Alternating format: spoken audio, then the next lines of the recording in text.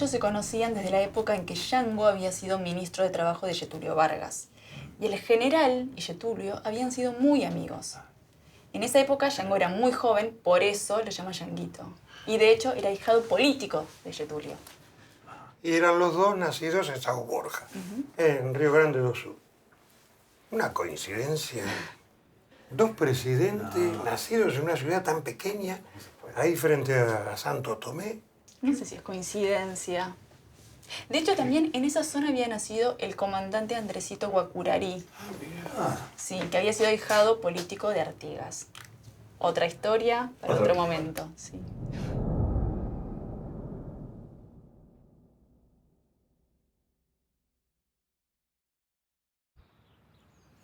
El general, vestido con ropa simple y chinelas en los pies, nos recibió muy animado mientras López Rega nos servía café.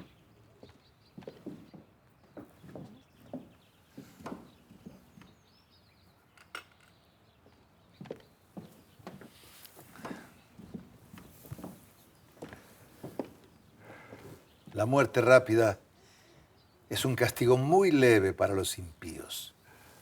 Morirás exiliado, errante, lejos del suelo natal, tal el salario que un impío merece. Eurípides. Qué verdad. Es tan real eso. Uno lo siente acá. Es como si viviera en un tiempo distinto a los demás. Los demás viven. Y uno se lo pasa anhelando, deseando poder volver a su patria.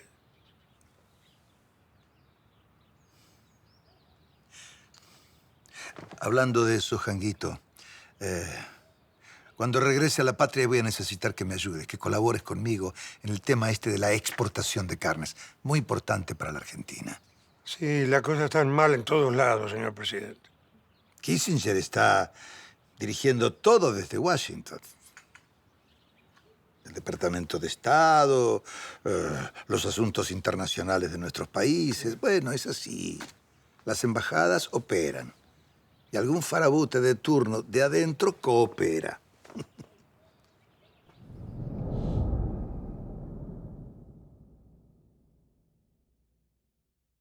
O Perón era muito amigo dele, eles eram muito amigos. Inclusive, era muito interessante, porque ele ligava para o Jango, né?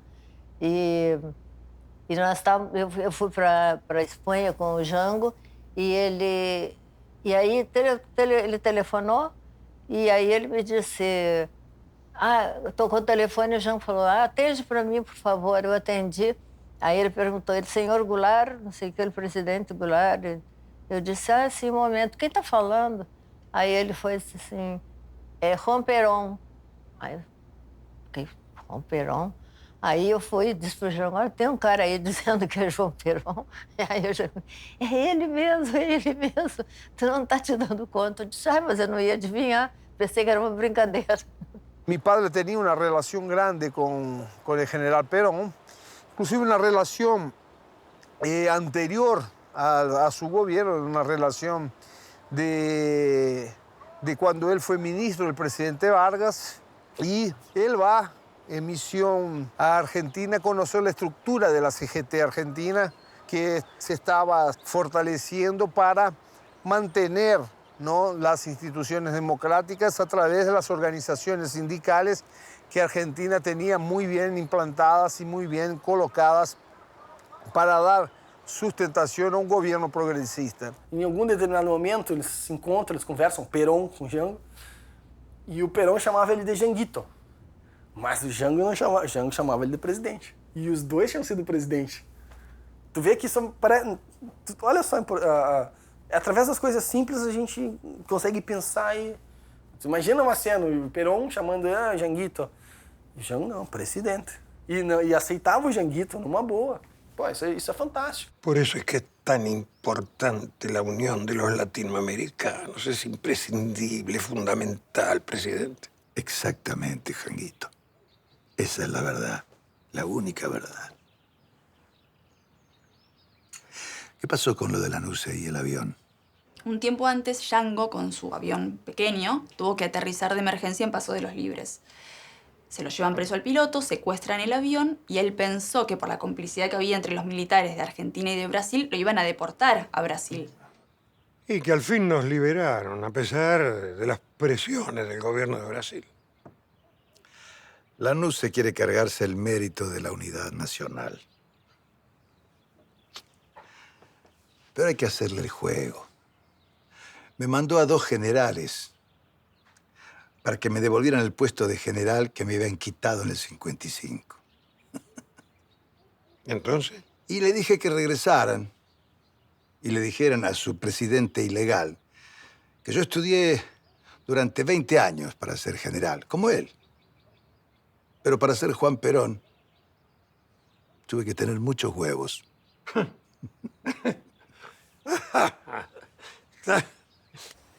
Fuimos a Puerta de Hierro. Yo me acuerdo que estaba solo Perón, solo él y López Rega, que funcionaba más o menos como un mayordomo. Traía el cafecito y traía... Y fue una conversación de casi 3 horas, recordando esto, recordando aquello. Y me sorprendió mucho la estampa de Perón. Perón,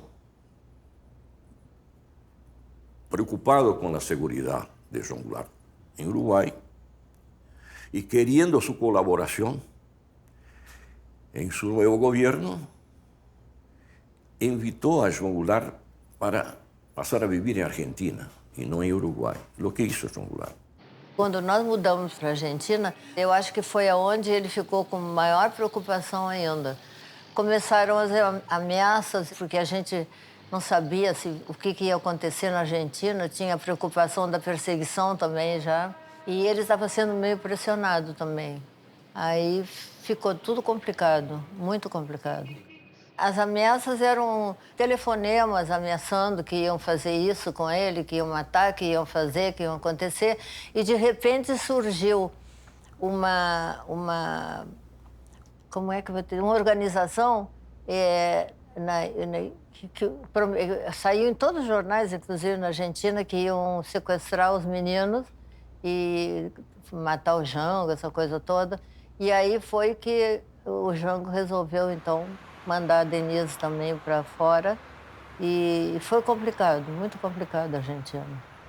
Después de la muerte del presidente Perón, evidentemente que Argentina se tornó lo que todos nosotros conocemos, que fue aquel masacre, ¿no? Donde habían varios exiliados de Uruguay, de Perú, de Bolivia, de Chile, que estaban también un poco esperando a partir, ¿no? De un gobierno de Perón, que lamentablemente con su muerte no se pudo producir, una ola de libertad en América Latina que pudiese ir abriendo las dictaduras que teníamos en América Latina. Vivimos en un continente siempre al borde del suicidio o de la insurrección. Darcy Ribeiro, antropólogo, amigo y ministro de Jango, pudo definir en 2 líneas la realidad de nuestra tierra, de nuestro continente. Por un lado tan lleno de riquezas y al mismo tiempo tan desigual en su distribución. Por un lado tan lleno de futuro y por el otro permanentemente condenado a repetir lo peor del pasado.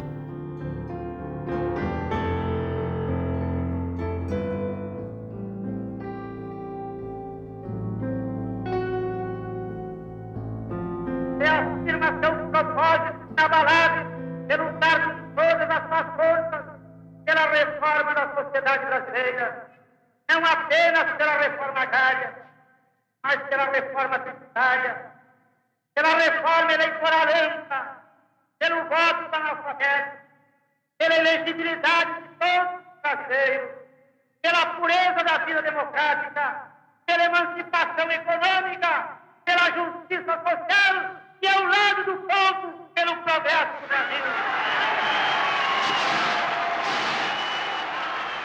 El proyecto de reforma de base, que incluía la reforma agraria, la reforma urbana, la reforma tributaria, la reforma educacional, la ley de remesa de lucro, de la defensa del patrimonio nacional, son proyectos nacionalistas que defienden sin duda alguna la sociedad brasileña como dueña de su país. Aliás, a reforma de base é porque exatamente isso, atinge a base dos problemas sociais, políticos e econômicos. Né? Justiça social é uma coisa, assistencialismo é outra. Eu não estou condenando a política de assistência. Agora, a política de assistência ela é momentânea. Ele era uma pessoa vista como um fazendeiro, rico. Infelizmente, a maioria da sociedade brasileira é muito egoísta e não admite perder privilégios. E sempre os prejudicados são os trabalhadores. E eu acho que meu pai quis realmente mudar isso, tentou mudar isso. Vos não podés solo pensar em distribuir migajas, tenés que distribuir a riqueza do país, a participação da riqueza. E isso hasta hoje nós estamos discutindo Jango arriba dessas transformações sociais. Tudo isso fez do Jango um homem particular, singular, que foi visto pela sua classe como um traidor. Um fazendeiro que decide fazer reforma agrária. Subverter uma ordem imposta, né? Falar em Jango é assim falar em subversão. Subversão de uma lógica nefasta. Né? Revolucionar as estruturas arcaicas do Brasil no sentido de fazer com que os pobres ficassem menos pobres e os ricos ficassem menos ricos. Pero esto enojó mucho a los señores, a los gran propietarios de Brasil, a los banqueros, a las empresas internacionais que estavam no Brasil. O Jango era um cara muito acima do tempo dele. E a gente costuma dizer que o Jango caiu pelas qualidades dele. Porque o Jango era um cara que há 50, 60 anos atrás, num Brasil miserável, paupérrimo, como é até hoje, infelizmente, o Jango falava dos problemas que hoje assolam o Brasil. Então era um grupo de jovens que queria cambiar o país. Queria um projeto no de governo, queria um projeto de nação permanente.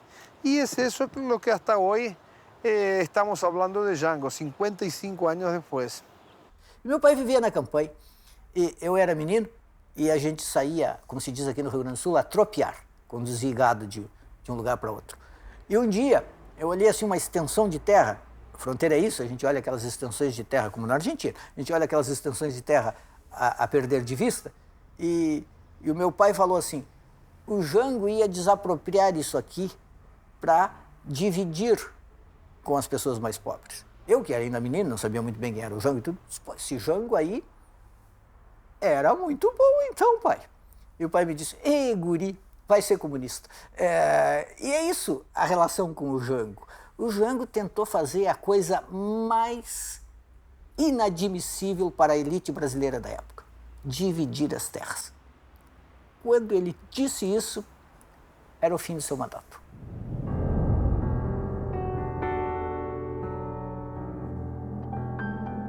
Mientras avanzo en este relato, no deja de aparecer y de cuestionarme la palabra verdad. ¿Existe la verdad? ¿O la verdad es el resultado del poder? La verdad es el poder de imponer esa verdad. Atenção!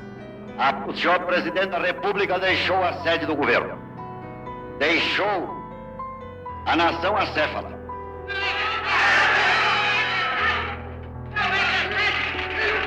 Numa hora gravíssima da vida brasileira, em que é mister que o chefe de Estado permaneça à frente do seu governo. Abandonou o governo. Esta cefalia configura a necessidade do Congresso Nacional como poder civil imediatamente tomar a atitude que lhe cabe nos termos da Constituição brasileira. Há sob a nossa responsabilidade a população do Brasil, o povo, a ordem. Assim sendo, declaro vaga a presidência da República.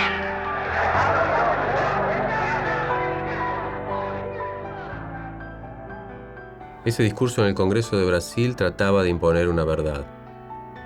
Y lo consiguió. Unos días más tarde comenzaba el exilio de João Goulart y de tantos otros.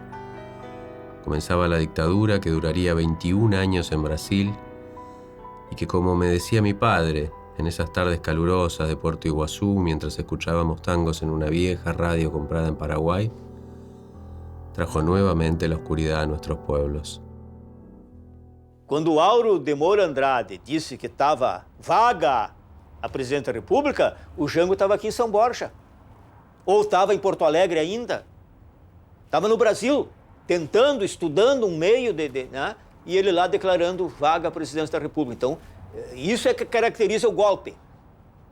Há documentos, há fotos, há notas de prensa.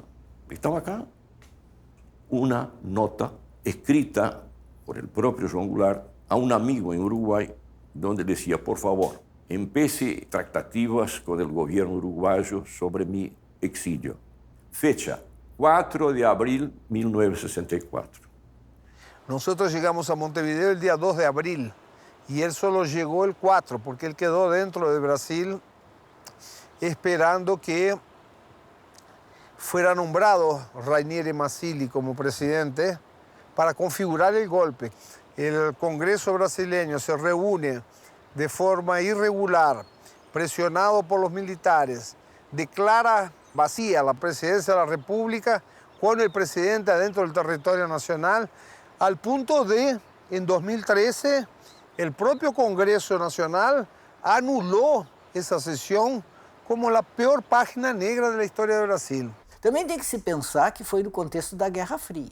No contexto da Guerra Fria, em que o medo de que o Brasil se transformasse numa enorme Cuba foi muito explorado com a ajuda dos Estados Unidos e com uma ocupação de espaços na mídia muito grande. Jango queria, com 70 milhões de habitantes, fazer uma reforma agrária com 1 milhão de novos proprietários e otorgar título de propriedade. Que comunismo é esse com título de propriedade? Muitos, na verdade, criaram essa imagem que o Jango era uma pessoa fraca e que ele estava sendo usado pelos comunistas. E que, por isso, na verdade, o que os militares estavam orquestrando com o apoio da sociedade civil não era um golpe, mas sim uma revolução ou uma contra-revolução, um antigolpe, que seria uma resposta dos democratas em relação aos planos golpistas dos comunistas e do próprio Jango. Acá los militares dicen que no llaman golpes, llama-se revolución. Mi abuelo me enseñó que la primera de las subversiones es la subversión de la palabra, revolución. 31 de marzo, ¿cómo 31 de marzo? En verdad fue primer 2 de abril, ¿no? Pero en Brasil, 1 de abril es Día de los Tontos. Entonces, los militares empiezan mintiendo, porque no fue 31. E, na verdade, chegando em 64, o Jango acaba radicalizando o discurso dele e, de fato, existe uma certa unanimidade a favor do Jango e a favor do governo dele, vendo que as reformas de base, de fato, iam ser implementadas. E esse movimento pelas reformas é que fez com que as elites corrompessem o exército brasileiro para derrubar o Jango. Foi um movimento civil, apoiado pelos militares, não é? Cooptados pelo governo norte-americano. Então, o Jango sempre se diz que ele, por exemplo, foi devorado não pelos seus erros, mas pelos seus acertos. E alguns queriam mudanças mais radicais e outros queriam mudanças menos radicais entre todos os grupos diferentes de esquerda. Mas o que todos eles tinham em comum era, de fato, uma mudança na estrutura social, econômica e política do país e uma diminuição significativa na desigualdade social do país. Ia fazer tudo o que não se fez até hoje, ele ia fazer com habilidade. Só que o Brizola começou mais aguerrido e as esquerdas mais extremadas também querendo tocar fogo no circo. E gritando, reforma na lei ou na marra, armas para o povo, presidente. E isso assustou a classe média burguesa. Na verdade, para as pessoas mais radicais, que não viam a luta armada como necessariamente um problema das esquerdas, que achavam que era digno pegarem armas para lutar pela causa, Jango acabou sendo visto como covarde, porque, na verdade, ele escolheu não resistir. E ele teria fugido, essa palavra também é importante, fugido para o exterior, na verdade, e escolheu não lutar.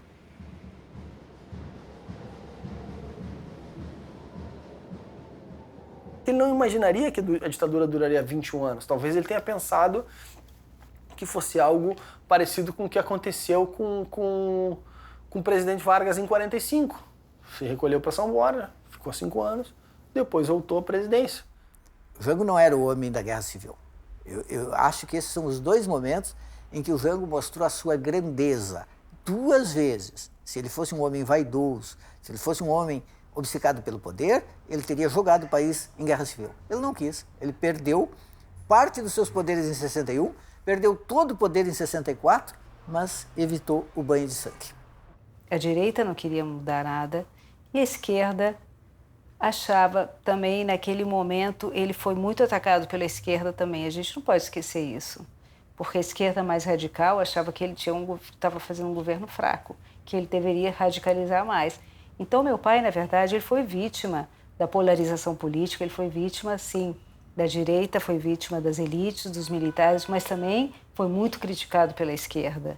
Aí era muita pressão em cima dele, era muita confusão, os amigos todos já estavam também meio que dispersando, sabe? Então eu achei que ele estava um pouco sozinho. E o Jango realmente, nesse momento, ele ficou muito só, porque não teve um apoio, assim, uma força, um apoio de ninguém. Eu acho que os amigos ficaram assim meio que receosos de apoiar. Eu acho que esse momento foi meio complicado para ele. Inercia, corrupción, ausencia de justicia, desprecio por las leyes, autoritarismo, fraude. En cada rincón de nuestra Latinoamérica, las repeticiones de argumentos como estos han justificado a los golpistas con el pretexto de liberar a las naciones. ¿Cómo dar esa pelea por la verdad? ¿Aprendimos a dar esa pelea? ¿Aprenderemos? ¿Es este relato una forma de disputarla? Mientras, cierro los ojos y regreso a aquellos años, en donde mi viejo me contaba de un tal Jango. Regreso a las tardes de calor en Iguazú y vuelvo a escuchar, como si fuera hoy, la radio comprada en Paraguay.